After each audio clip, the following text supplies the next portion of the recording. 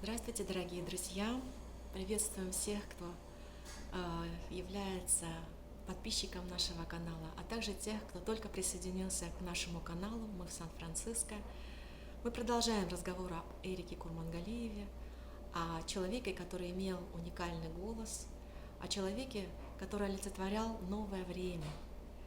Итак, чем же закончилась история? Та история, где Эрик Курмангалиев 1,5 года работал, участвовал в спектакле «Мадам Баттерфляй» у Романа Виктюка. А закончилась она тем, что Эрик Курмангалиев теряет голос. Наверное, это потому, что он пел женским сопрано, не женским альтом. Поэтому, возможно, это и является причиной потери голоса. Он долго, в течение года, лечится в Будапеште, где восстанавливает свой голос. Возвращается в Москву. Он также популярен.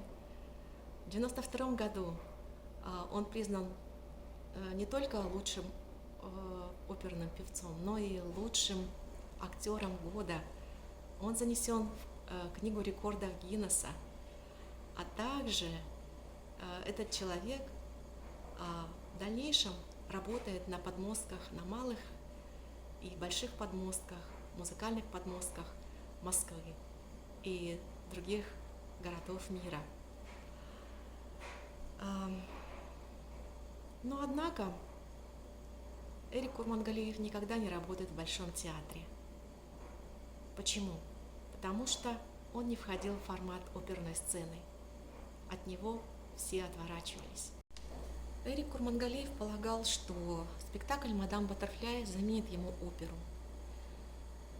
Но он быстро осознал то, что спектакль не заменит ему оперу. И от печали и безысходности он стал пить. Эрик Курмангалиев теряет друзей.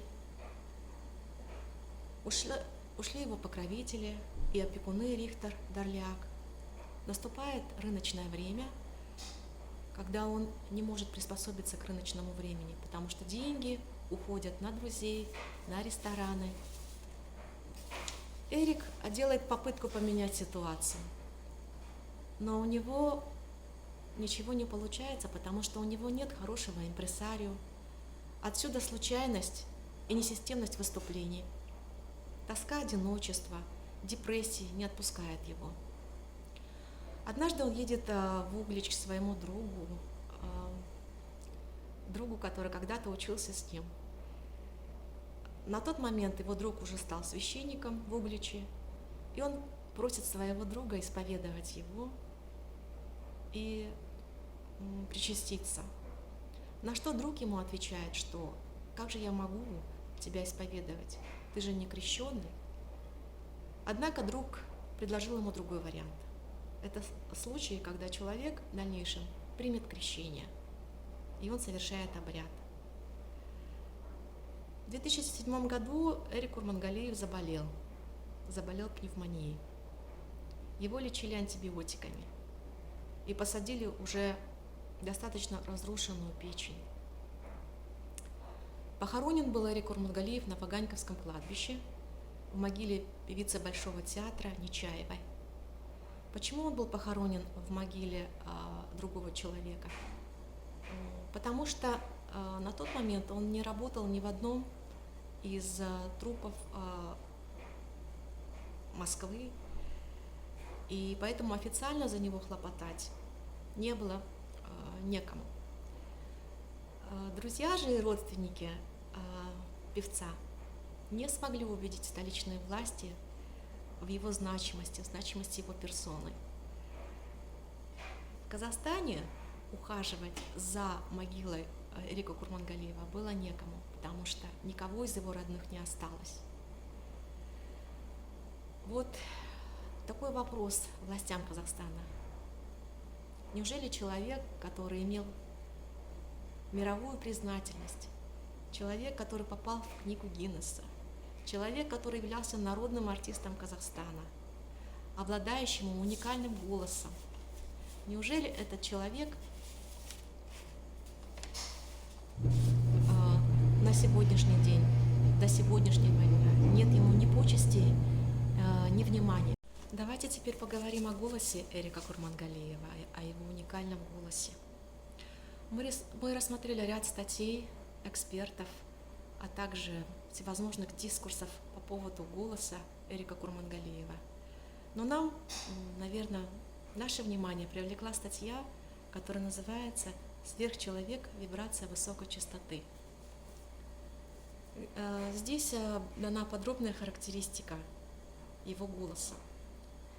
Рабочий диапазон его голоса простирался от ноты Си большой октавы, это 123,47 Гц, до ноты до третьей октавы, это 1046 Гц. Размер голосовых связок – это врожденный фактор, считает эксперт, определяющий тональность голоса. Сам Эрик Курмангалиев говорил, что его голос – это альт. Эрик Курмангалиев пел не только классические произведения, но и народные песни, казахские народные песни. И одна из них, которую он очень любил, я сейчас предлагаю вам прослушать. Это песня Абая Кунанбаева. Кстати, в этом году этому великому поэту исполняется 175 лет. Казахстан и все мировое сообщество будет отмечать эту дату.